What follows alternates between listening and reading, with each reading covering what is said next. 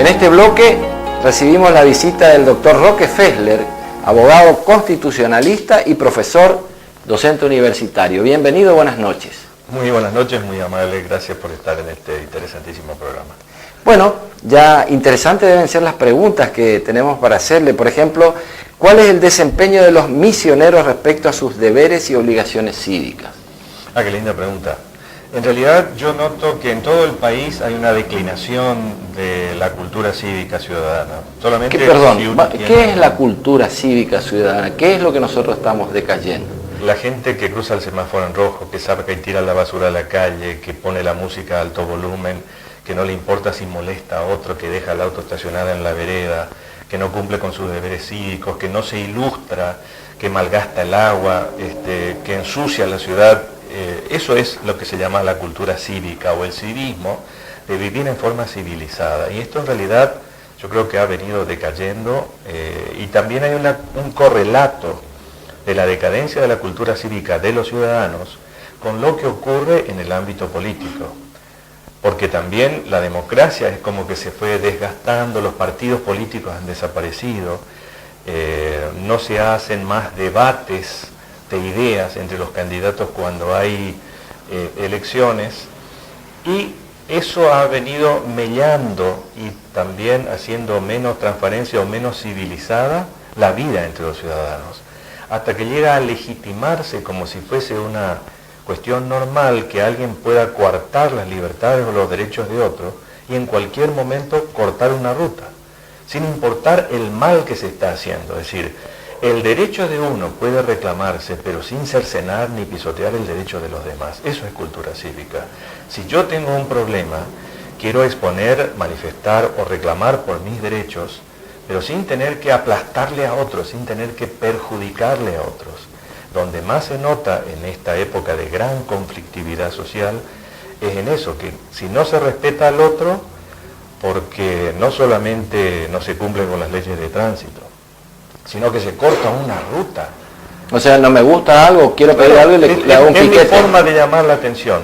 Y esa demostración de que solamente cercenando el derecho de otros se puede llamar la atención, indudablemente demuestra una decadencia en la cultura cívica, a la que le falta el correlato del Estado, que es el que debe asumir, atender y escuchar ese tipo de propuestas y canalizarlas civilizadamente. En Argentina, en los países vecinos latinoamericanos, cuando alguien quiere protestar puede hacer y ejercer su derecho a protesta o huelga, pero sin embromarle al prójimo, sin cortar la ruta, sin dejarle a gente que tiene a veces que ir al médico, que tiene apuro, que tiene que llegar a su trabajo, que tiene responsabilidades que cumplir, que está llevando, trayendo gente o cumplir con obligaciones con el banco, con la municipalidad. Siendo profesor universitario, esta necesidad de que la gente vuelva a tener el respeto por el ciudadano, por el prójimo, ¿tiene una materia en la facultad? ¿Se insiste en este tema? En realidad sí, la formación ética está en una forma transversal en casi todas las instituciones o normas del derecho, ¿no? Cuando se habla del derecho civil, del derecho político, del derecho constitucional, porque se habla, pero no solamente de los derechos, sino también de las obligaciones. Claro. Y este es el punto. Tanto se proclaman que todo el mundo solamente tiene derechos y se olvidan de las obligaciones. Y en realidad no hay ningún derecho si no tiene una obligación detrás. Es decir, el derecho y la obligación es como una moneda que tiene dos caras, necesariamente. No hay un derecho al que no le corresponda una obligación. Seguramente. Bueno, otra de las preguntas es con respecto a la justicia en nuestra provincia.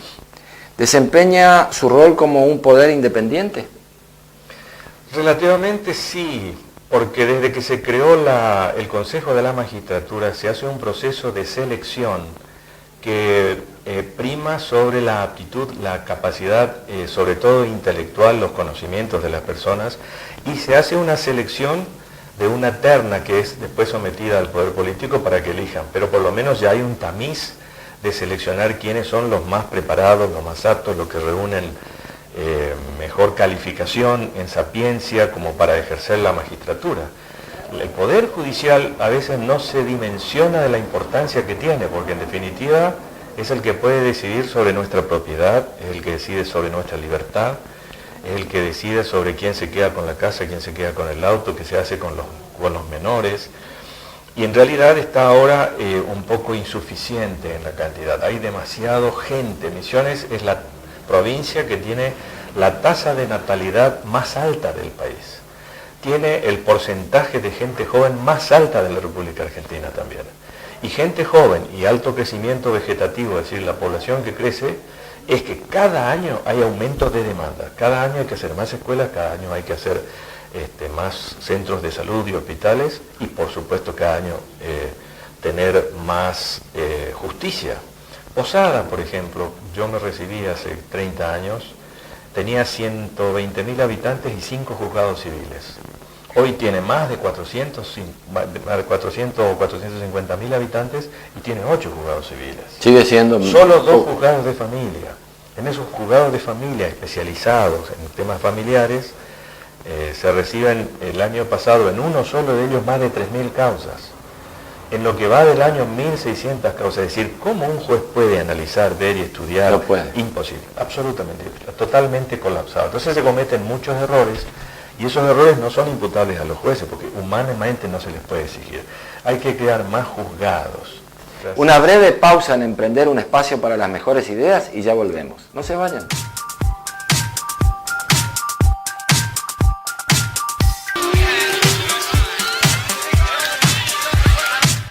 Vamos a presentarle en este momento la segunda parte de la nota que tuvimos con el doctor Roque Fessler, que él es un profesor universitario y nos está hablando de todo lo que tiene que ver con el respeto de los ciudadanos unos a otros, los derechos y las obligaciones que tenemos. Una nota interesante, vean la segunda parte.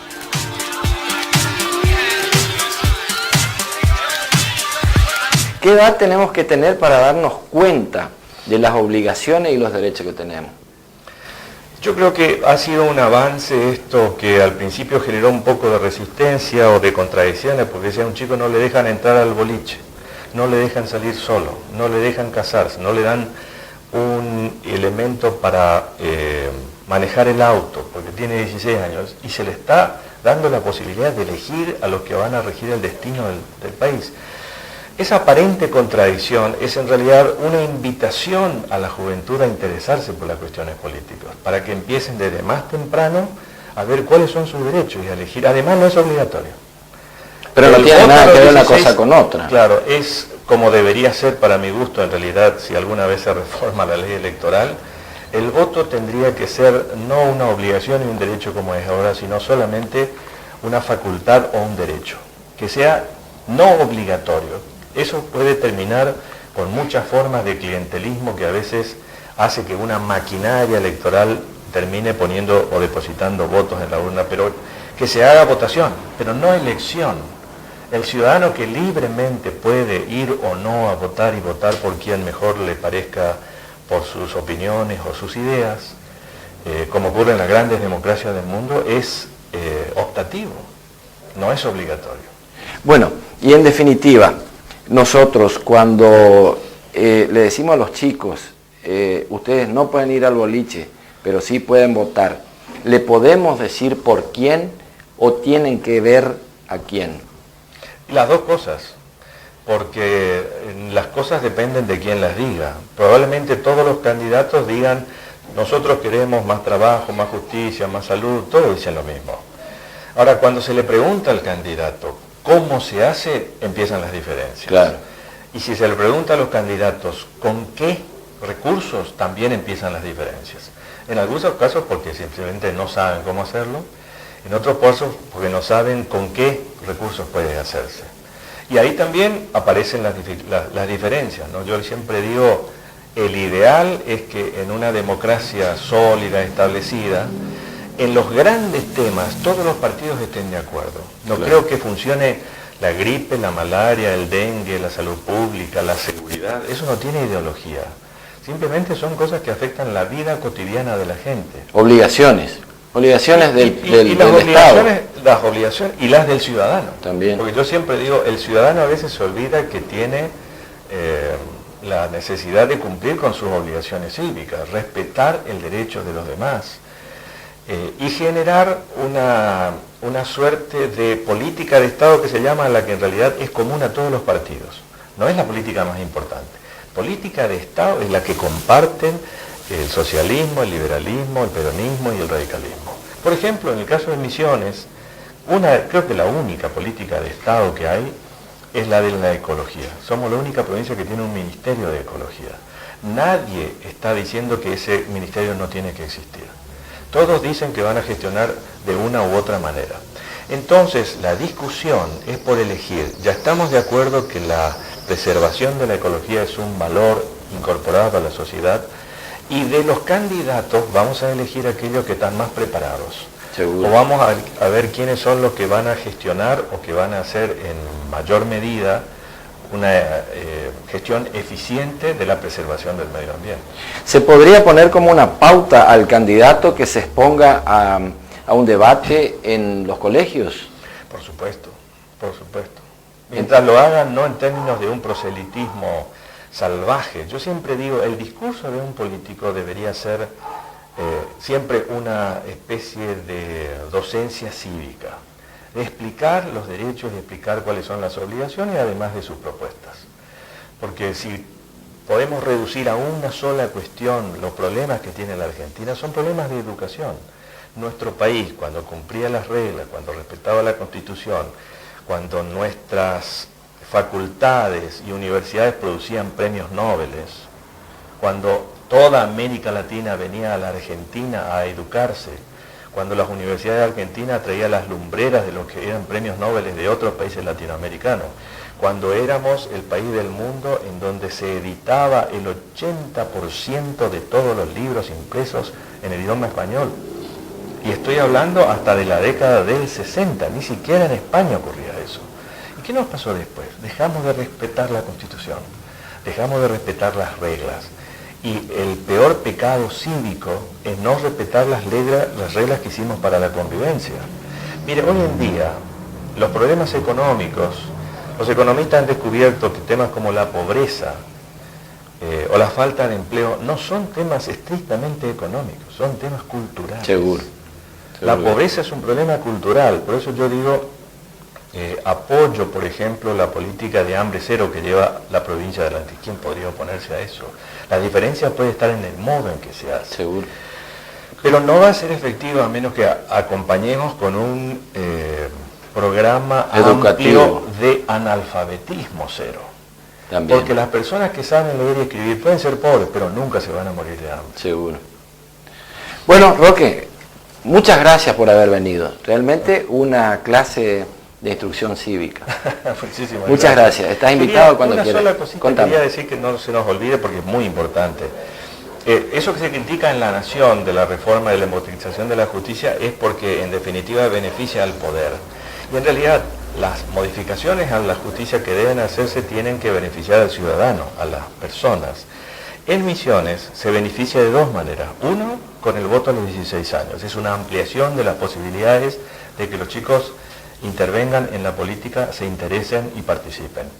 Pero otra fundamental, una reforma de la Constitución que se va a hacer ahora. Votamos el 30 de junio en plebiscito. Nadie está hablando de eso, o el que lo menciona no sabe de qué se trata. Y es la posibilidad de decir que en un juicio penal, el fiscal es el que domina la causa. Entonces usted mañana entran y le roban, le lastiman o le matan a su pariente, y no puede presentarse con su abogado para que él controle el pleito. ¿Por qué? Porque la Constitución actual dice que esa tarea la realiza el fiscal. Usted está vedado. Con esta reforma lo que se va a hacer es que las personas que son víctimas de un delito puedan participar como querellantes, se presenten ellos mismos a controlar el juicio. El querellante controla la causa, insta el procedimiento, presenta las pruebas, aporta evidencias que a lo mejor el fiscal no las hace. De manera que eso sí es una ampliación de los derechos y una reforma en el Poder Judicial que beneficia a la gente. Y hay que decirlo y hay que ir a votar porque la boleta va a decir sí o no. Y si no se obtiene por lo menos el 50 más un voto, esa reforma no va a ser posible. Bueno, entonces estamos instando a que se haga. Sí, todos los partidos, porque es algo que realmente no tiene ideología, eso va a beneficiar al ciudadano. Va a beneficiar a la gente, sí. Muchas Sobre todo con tanta inseguridad que hay.